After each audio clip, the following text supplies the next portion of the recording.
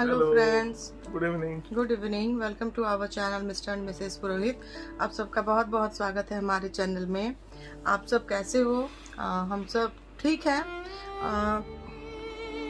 आज 2 वीक्स हो गया है, मतलब 2 हफ्ते पहले सैटरडे का एक ब्लॉग बनाए थे जो मैं छोड़ी थी। हनुमान जी का जो पूजा मैं की थी 108 बार हनुमान चालीसा जो पढ़ी थी, वो वाला मेरा लास्ट ब्लॉग था जो कि करीब 2 हफ्ता पहले आया था। आप लोग देखे होंगे। ब्लॉग इतने दिनों से नहीं आया, क्यों नहीं आया, किस लिए नहीं आया, बहुत लोग को पता चल गया है और बहुत लोग को नहीं पता। इस बीच में मेरे हमारे जीवन में बहुत सारा उतार चढ़ाव आया। ये जो 2021 जब से आया है तब से घर में खाली टेंशन भरा माहौल है। न्यू ईयर 1 तारीख गया कि नहीं, 2 तारीख से हमारे लाइफ में चल ही रहा है, आज तक ख़त्म नहीं हुआ। आप लोगों को भी पता है बीच बीच में हमारा चल ही रहा है। फर्स्ट मेरे तो सासू माँ का तबीयत खराब हुआ, फिर उनका डेथ हो गया। वो सब आपको पता है क्या क्या हुआ हमारे जीवन में। उसी बीच में बहुत सारा टेंशन भी चल रहा है, अभी चल रहा है। फिर करीब बहुत दिन से जो वीडियो नहीं आ रहा था उसका रीज़न मैं पहले बता देती हूँ। लास्ट ब्लॉग जो आया था सैटरडे का, उसके बाद था संडे। वो लास्ट संडे, उस संडे में हम घर में थे। मैं घर में पूजा कर रही थी पापा के लिए ही, और उसी दिन रात को हम लोग गए थे बलांगीर। पापा का तबीयत थोड़ा ठीक नहीं था बोल के हम लोग देखने के लिए गए 2 दिन। और उसके बाद 2 दिन बाद ही जिस दिन लॉकडाउन तब से 5 तारीख से स्टार्ट था, उसके एक रात पहले ही, मतलब 4 तारीख रात करीब 9:30 बजे पापा का डेथ हो गया। तो हम लोग वहाँ पे थे। पापा का कंडीशन ठीक नहीं था, उनके लंग्स में प्रॉब्लम था, इन्फेक्शन थोड़ा सा बढ़ गया था, लेकिन उतना भी नहीं कि उसके वजह से कुछ प्रॉब्लम हो, क्योंकि हम देख रहे हैं बहुत सारे कोरोना पेशेंट 80% लंग्स खराब होने के बाद भी रिकवरी करके वापस आ जा रहे हैं। हम लोग का भी विश्वास था कि पापा ठीक हो जाएंगे। पापा का तबीयत ठीक नहीं था, लेकिन लग नहीं रहा था कि वो बहुत वीक हैं। खाली ऑक्सीजन उनके बॉडी में कम था, बाकी कोई प्रॉब्लम नहीं था उनके बॉडी में। सिम्टम बुखार, सर्दी, खांसी कुछ नहीं था। खाली ऑक्सीजन का कमी था।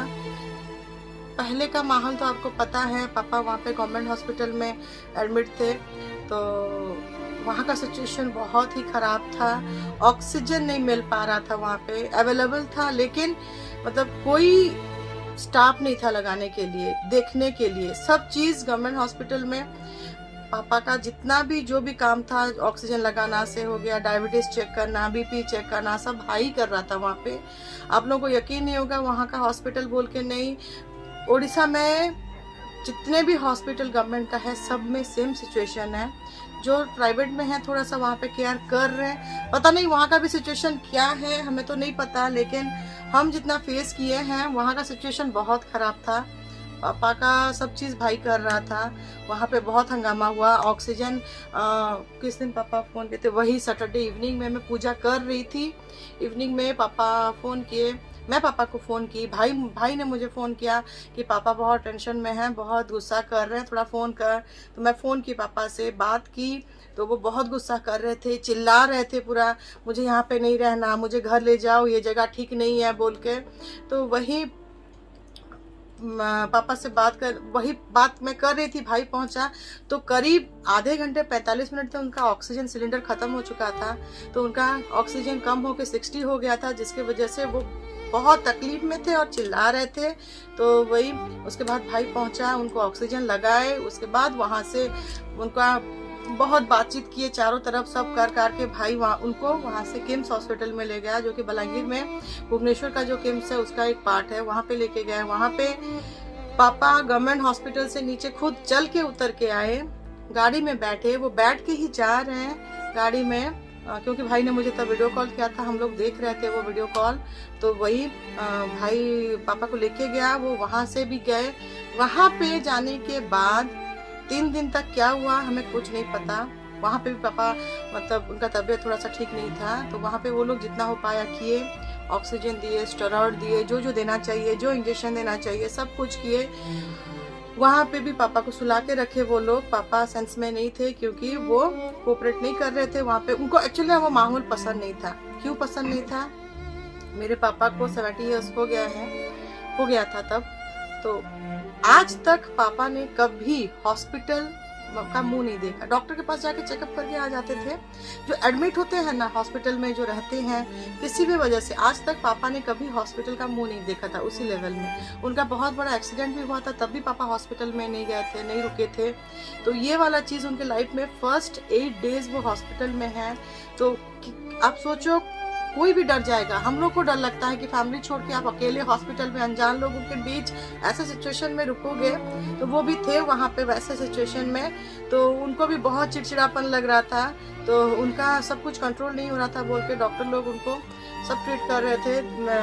मतलब मेरे हस्बैंड, बड़े भैया, भाई, तीनों जाके डॉक्टर से बारी बारी से बात कर रहे थे। 24 घंटे में एक बार इवनिंग टाइम में वो लोग बताते थे कि कंडीशन कैसा है। तो उसके हिसाब से उनका सब कंडीशन जो होता था, मतलब वो सब देखते थे, बोलते थे, हम सुन के आ जाते थे। वही घर में ही थे। मम्मी का भी तबीयत ठीक नहीं है। मम्मी भी बहुत ही मतलब अकेली हो गई है अभी। वो तो होगी ही अभी। लेकिन उस टाइम पे भी मतलब एक ट्यूसडे से लेके दूसरे ट्यूसडे 8 दिन के बीच में जो हुआ हमारे साथ 8 डेज में, मतलब अचानक से सब चीज़ हुआ। भगवान किसी को भी ऐसा मतलब सिचुएशन ना दिखाए। क्योंकि पापा सब ठीक ही था ना उनका, मतलब हाँ कुछ बीमार होते कि कुछ जैसे होता है ना, ऐसा कुछ नहीं। अचानक से और कोई सिम्टम था, खाली लंग्स में इन्फेक्शन थोड़ा हो गया। और लास्ट में जो उनको इंजेक्शन वगैरह दिए, स्टेरॉइड सब दिए, तो उनका शुगर लेवल बहुत हाई हो गया, जिसके वजह से उनका रेस्पिरेशन बहुत बढ़ गया। और पापा का डेथ उसे ट्यूसडे को 4 तारीख में 7 साढ़े 9 बजे के करीब उनका हार्ट चोक हो गया, जिसके वजह से मतलब और पापा हमारे पास नहीं है। और उसके बाद हम लोग वहाँ पे रुके, करीब 12 दिन रुके। और कल आए हैं हम लोग, जिस दिन 12 दिन था इवनिंग में ये लोग थे वहाँ पे 2-3 दिन पहले। उसके बाद ये लोग आ गए थे। दीदी और मैं वहाँ पे रुके और कल आए। मम्मी, भाई और मेरी जो भाभी है वो लोग वहाँ पे हैं। छोटा बच्चा है वहाँ पे है, वो लोग सेफ हैं। उनका भी टेस्ट किए, कोरोना नेगेटिव निकला। और आप लोगों को तो पता है आजकल ज़्यादा लोग को अलाउ नहीं कर रहे हैं।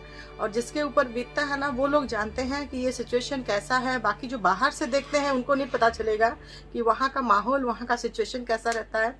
भगवान जी की कृपा से वहाँ पे पंडित जी मिल गए मेरे पापा, जिनको बहुत विश्वास करते थे, जिनको बहुत मतलब जो पूजा हमारे घर में करते थे, सब चीज़ में आते थे, वो पंडित जी वो आए। सब कुछ अच्छे से हुआ। चौथा, उसके बाद जो जो करना चाहिए, 7वां 9वां दिन, 10, 11, 12 सब पूजा अच्छे से हुआ। मैं तो शूट नहीं की, दीदी थोड़ा बहुत शूट किया। दीदी के ब्लॉग में वो सब दीदी डालेगी। सब मेमोरी है हमारा। पापा तो हमारे बीच में नहीं है, पर आपको यकीन नहीं होगा इतने दिनों में मैं वहाँ पे रुकी, एक दिन भी ऐसा नहीं लगा कि मेरे पापा मेरे साथ नहीं है। मुझे अभी तक यकीन नहीं हो रहा है कि मेरे पापा नहीं है। और मैं नहीं चाहती कि मेरे दिमाग में आए कि मेरे पापा नहीं है। मैं अभी तक सोच रही हूँ कि मेरे पापा हैं और हमेशा रहेंगे मेरे साथ। मुझे नहीं लग रहा है कि पापा नहीं है। मैं कभी भी नहीं सोचूंगी कि पापा मतलब हमें छोड़ के चले गए हैं बोल के। मेरे दिमाग में यही रहेगा कि पापा है। हमने कुछ नहीं देखा वहाँ पे। मेरा भाई सब कुछ फेस किया है। मतलब हॉस्पिटल जाने के बाद वहाँ से पापा को लाए। ये लोग भी गए थे वहाँ पे अंतिम संस्कार के लिए। यहाँ पे तो कोरोना में डेड बॉडी नहीं दे रहे हैं, तो पापा को लेके ये लोग गए वहाँ पे। भाई वो पीपी किट जो पहनते हैं वो पहन के उनका अंतिम संस्कार किया। मुखाग्नि जो देते हैं दिया। और घर से हम लोग कुछ दिया, जो दीप देते हैं, जो गाय का घी, चंदन का जो लकड़ी रहता है, जो कुछ देते हैं, जो कुछ होता है, सब कुछ किए वहाँ पे। जितना हो पाया, एक कपड़ा भी लेके, जितना हो पाया, जो होना चाहिए थोड़ा बहुत वो सब किए। भाई किया। उसके बाद ये और भाई दोनों शाम को 5:30 बजे करीब जाके उनका अस्थि भी लाए। और अस्थि अभी भी घर में है।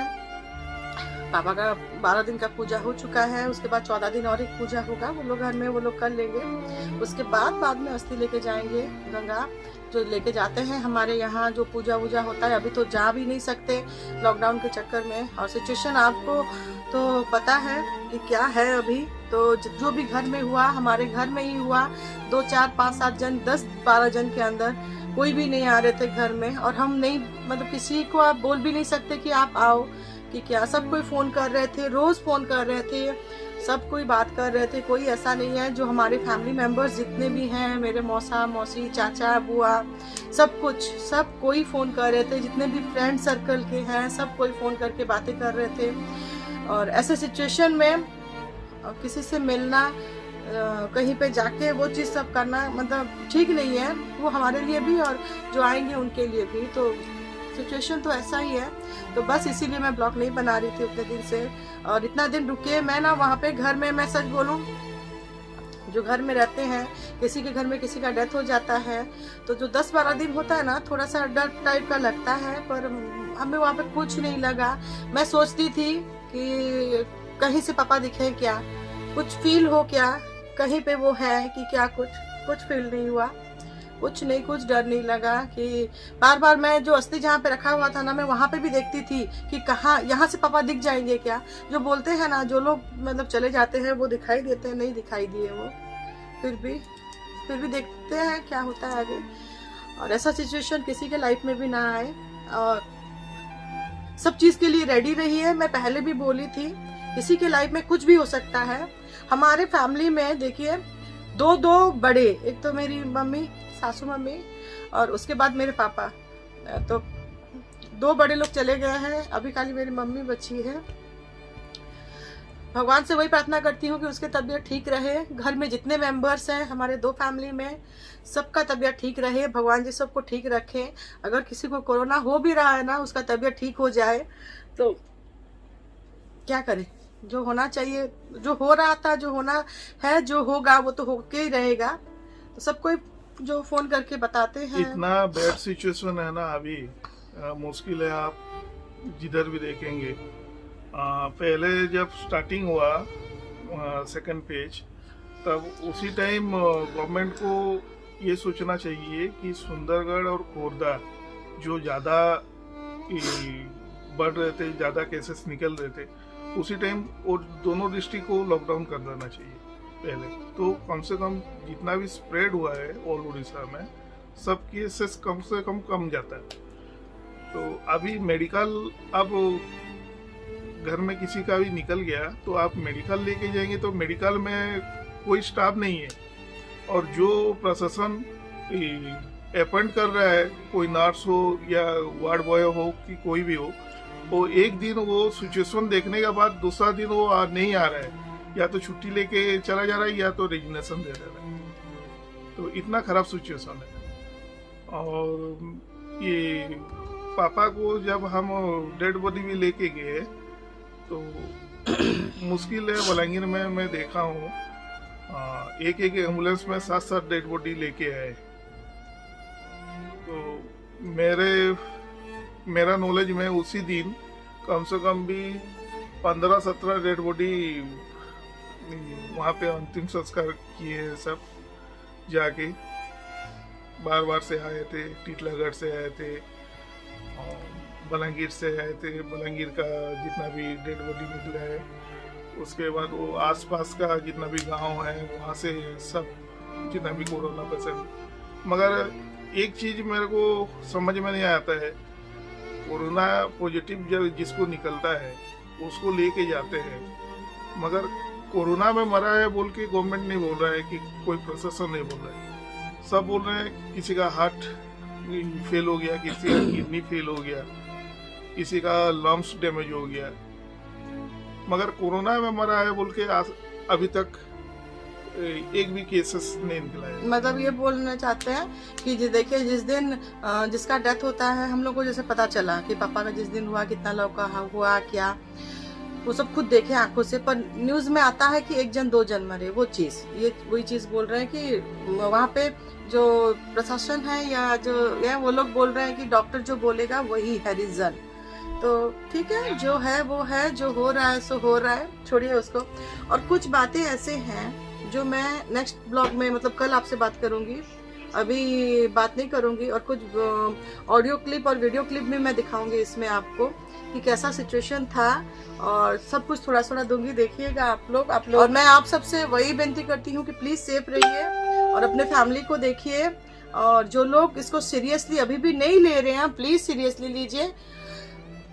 मेरे पापा तो नहीं है, और बट बाकी जितने लोग भी हैं, हम चाहते हैं कि सब कोई सेफ में रहे। तो आज का ब्लॉग, डबल मास्क पहनिए एनी टाइम। हाँ, बाहर निकलने से पहले डबल मास्क पहन के निकलिए। घर में आने के बाद हैंड वॉश में उसको आपका मास्क को साफ करके सुखाइए। फिर निकलना है तो दूसरा मास्क पहन के आप निकलिए, और डबल मास्क पहन के ही निकलिए। और क्या बोलें, कल फिर बात करेंगे आपसे नेक्स्ट ब्लॉग में। और कुछ बातें हैं जो चीज़ मैं शेयर करना चाहती हूँ आपको, तो वो कल मैं, कुछ ऑडियो भी हैं, कुछ वीडियो, जो चीज़ है, जो हुआ हमारे साथ वहाँ पे, जो सब चीज़, उसका कुछ मैं फिर आपको कल बताऊंगी। तो आज का ब्लॉग मैं यहीं पे ही रखती हूँ। अच्छा लगे ना लगे, पता नहीं क्या लगे, आप शेयर कीजिए, लाइक कीजिए, मैं कुछ नहीं करूँगी, कुछ नहीं कहना मुझे, बस इतना कहूँगी कि भगवान जी सबको अच्छे से रखें, और कुछ नहीं। तो आज का ब्लॉग यहीं पे रखते हैं। नेक्स्ट ब्लॉग में कुछ और कुछ बातें मैं आपको मतलब शेयर करूंगी इसके बारे में, तो ज़रूर वेट कीजिए नेक्स्ट ब्लॉग का। उसमें भी आपको विथ प्रूफ मैं कुछ चीज़ें आपको वहाँ पे दिखाऊंगी। ठीक है, बाय, गुड नाइट।